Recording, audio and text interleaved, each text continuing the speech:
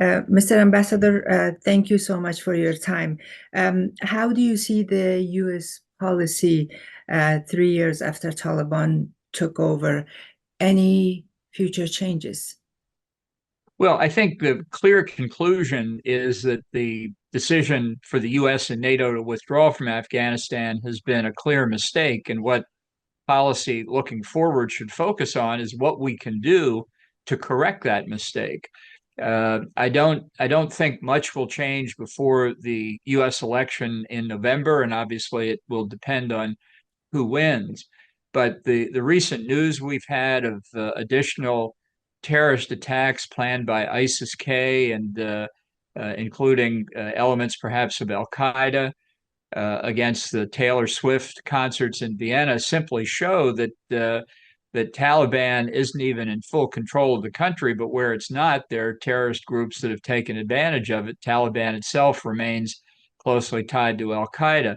So the prediction that many people made when the U.S. withdrew 3 years ago was that we would soon find Afghanistan again being a host for these international terrorists, and that's turned out to be true. So fixing the mistake and trying to restore some sense of dignity to the Afghan people has to be at the top of the list.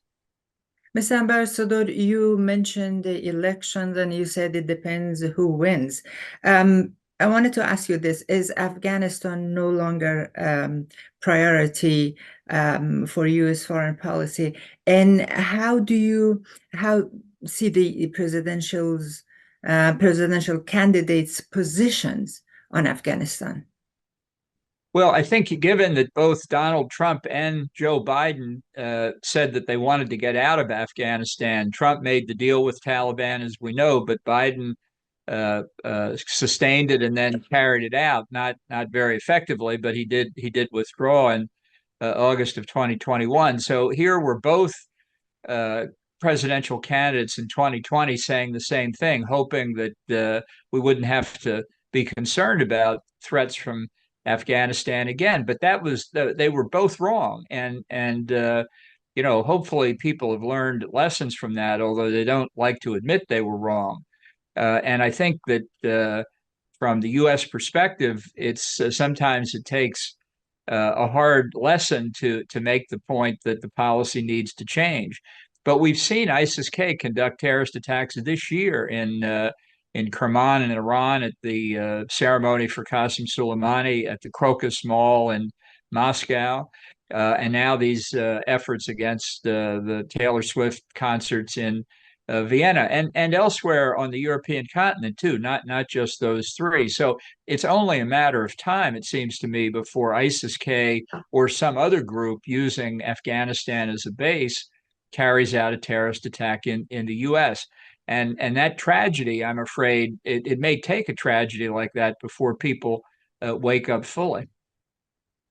Mr. Ambassador, how do you see the international community's engagement with the Taliban for the past 3 years? Do you think that engagement will make Taliban to change their policies towards women and girls in Afghanistan? Well, I'm afraid all of the assistance that's gotten through, including, unfortunately, from the United States through UN agencies and the like, has simply helped Taliban increase its grip on power in Afghanistan. And I haven't seen any moderation in Taliban views. I haven't seen any sign of a commitment to the agreement that they made with the United States not to do what they've been doing the past 3 years and closing down educational opportunities for women and girls, closing down employment opportunities, violating one understanding after another. So it's pretty clear that trying to treat the Taliban as if they were moderating, as if they could be trusted, hasn't worked. And I think we have to be thinking now about what the people of Afghanistan themselves might want to do and how we can assist them in getting rid of Taliban. Mhm. Mr. Ambassador, how could the killing of Hamas leader in Tehran and Hezbollah's commander in Beirut would affect the Middle East conflict. Do you think that it would lead to a regional war between Iran and its proxies and Israel? Well, I think really the war between Iran and Israel has already begun. The Iranians call what they're doing the Ring of Fire strategy through the terrorist proxy groups that you mentioned, whether it's the Shia militia groups in Iraq and Syria, Hezbollah in Lebanon, Hamas in the Gaza Strip, the Houthi rebels in Yemen, and other less significant groups. I'm not saying the Iranian strategy is succeeding terribly well, but we're at a period now where there could well be a repetition of direct attacks from Iran onto the territory of Israel, or a significant increase in attacks from Hezbollah in Lebanon, not just on northern Israel this time, but across the country. And at the same time, we've seen the war in Ukraine heat up, with the Ukrainians making a surprising and so far successful incursion into Russian territory. So overall, the world's a much more dangerous place. And unfortunately, the risk of terrorist attacks from terrorist fighters that have taken refuge in Afghanistan simply adds to that concern. I think we have to look at this as a problem comprehensively and not a series of individual problems. One of the outcomes of the U.S. withdrawal from Afghanistan is that China and Russia have both attempted to increase their influence in Afghanistan, the Chinese in particular looking for mineral concessions and so on. So these things are not disconnected. Thank you, Mr. Ambassador. One last question.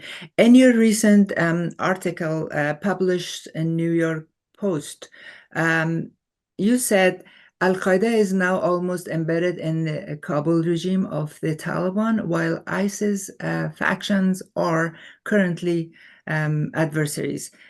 Mr. Ambassador, Taliban is saying that Al-Qaeda doesn't exist in Afghanistan, never existed, and they crushed ISIS. What do you say? Well, these are more Taliban lies. I mean, it's typical of how they behaved. This was entirely predictable during the peace negotiations, and it was evidence why whatever commitments Taliban makes, it wasn't going to live up to. The fact is that Al-Qaeda and Taliban are now more closely linked than they ever were before, even before 9/11. But these relationships among the terrorists can change too. Adversaries one day can be allies, the next individual fighters move between the terrorist groups. And so I don't think this is a case of saying that there are some terrorists in Afghanistan are better than others. The whole thing is a problem, and the foundation of the problem remains, as it has been for 30 years, the Taliban. Mr. Ambassador, thank you so much for your time. I appreciate it. Glad to be with you. Thank you.